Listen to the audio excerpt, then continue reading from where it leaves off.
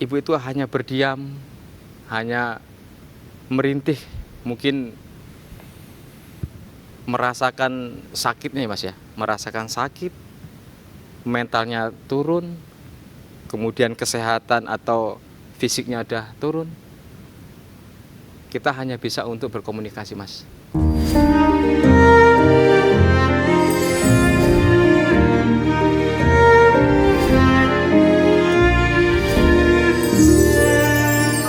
Tidak terbayang kondisinya di tengah jeritan, tangisan, bahkan melihat langsung dari Pak Ahmad dan juga Pak Mawar, melihat langsung ke bagaimana kondisi dari para korban. Pasti kondisi psikis juga pasti akan terganggu juga, tapi Pasti. mau gak mau itu jadi tanggung jawab dari Pak Ahmad dan juga Pak Mawar serta rekan-rekan lain yang bertugas pada saat itu.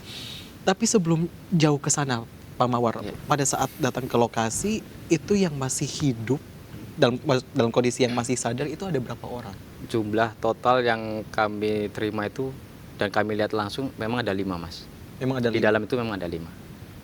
Pada saat melihat langsung ada 5 korban, tadi sempat diceritakan sebelumnya, ada yang tertimpa dalam tanda kutip korban lainnya, dan itu korbannya meninggal dunia. Mereka pada saat itu yang Bapak lihat tuh, apakah berusaha untuk menyelamatkan diri sendirinya kah, atau menolong orang lain, atau seperti apa?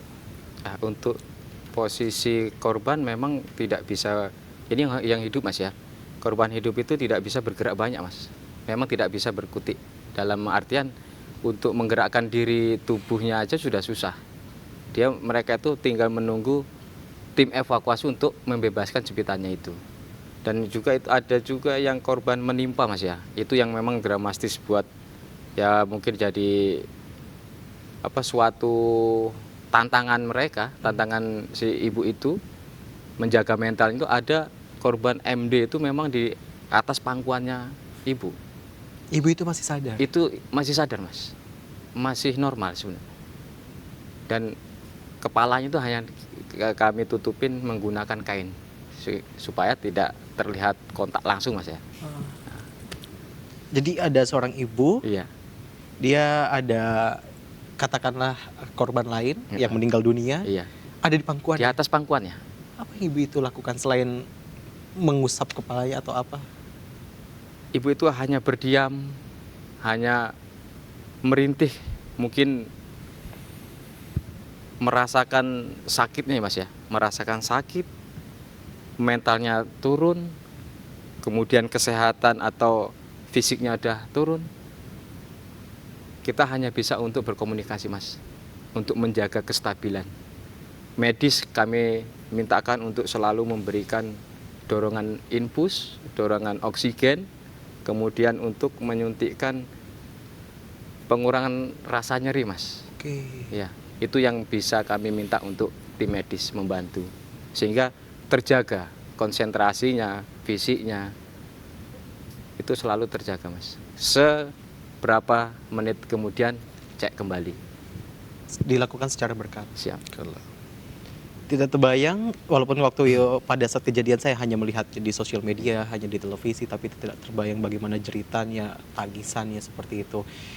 Itu pasti suasananya panas, ya Pak? Betul. Pada saat melakukan evakuasi itu, bagaimana gitu agar tetap evakuasi harus tetap jalan, kondisinya tidak memungkinkan, itu panasnya gimana? Maksudnya pastikan udaranya itu tidak sirkulasi udaranya juga tidak baik seperti itu Pak.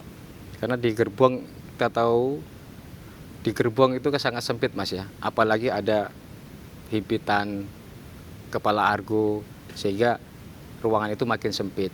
Pasti udara akan berkurang dengan banyak kerumunan potensi atau relawan yang lain Mas. Kemudian untungnya ini ada blower Mas dari damkar. Damkar mengasuplai blower sehingga ada dorongan udara itu dari luar masuk ke dalam Mas. Itu yang sangat-sangat membantu juga. Sehingga untuk timnya, tim rescue-nya sendiri bisa melaksanakan kegiatan dengan baik Mas.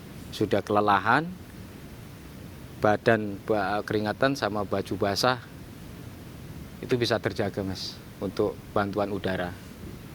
Terus untuk korbannya sendiri alhamdulillah juga bisa terkontrol Mas dengan baik lah. dengan adanya udara tambahan dari luar. Cara memastikan supaya orang yang sadar tetap, dalam tanda kutip, tetap apa ya, menjaga kesadarannya mereka Sadar. tuh dengan seperti apa? Mungkin bisa diceritakan dari Pak Ahmad seperti itu. Jadi selama kita evakuasi, cara untuk kita mengetahui korban ini dengan cara mengetahui tingkat kesadarannya, dengan cara berkomunikasi, sehingga kita tahu kapan waktunya kita berhenti, kapan dia waktunya kesakitan. Ketika dia kesakitan berarti kita waktunya berhenti, stop dulu.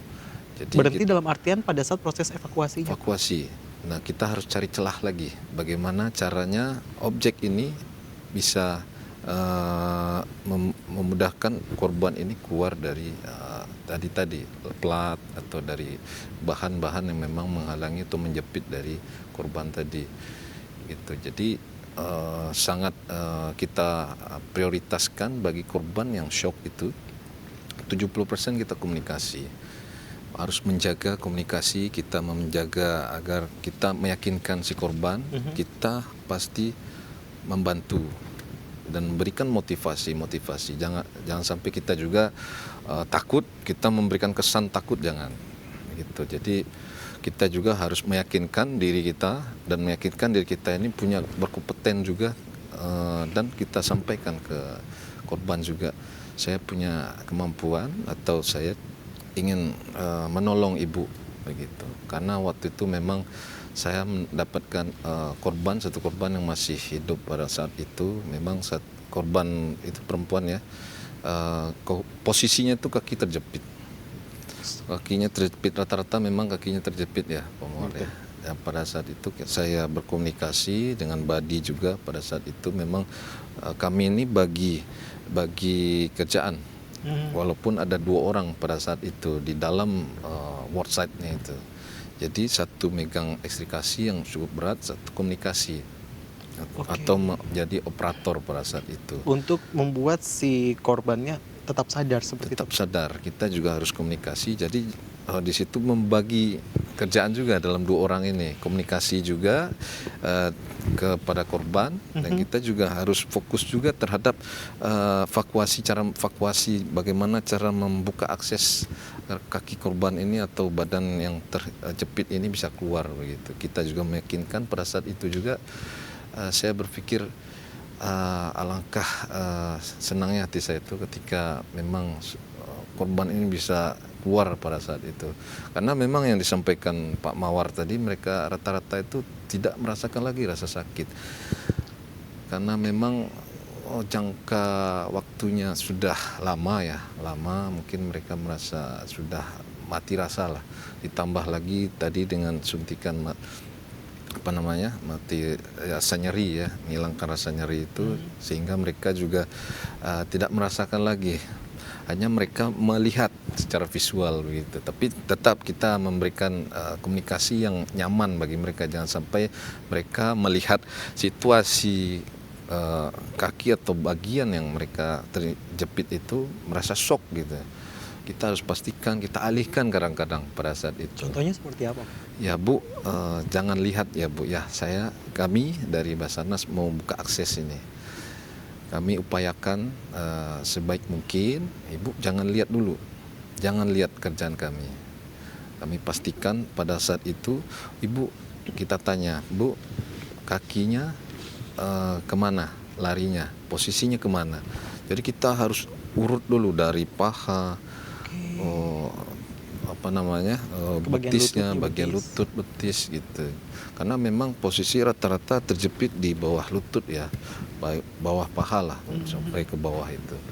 Jadi mereka pun juga secara komunikasi tidak melihat tapi bisa menyampaikan secara itu. Jadi pada saat itu kita mendapat bocoran dari si korbannya, juga kita harus mengurut dari kaki atas sampai ke bawah. Begitu kondisinya. Memang pada saat itu kita harus komunikasi man to man pada saat itu. Jangan sampai korban ini tidak terkontrol pada saat itu. Jadi bagusnya juga ditambah dari pihak medis juga yang memang fokus khusus untuk penanganan medis pada saat kita bagian evakuasinya.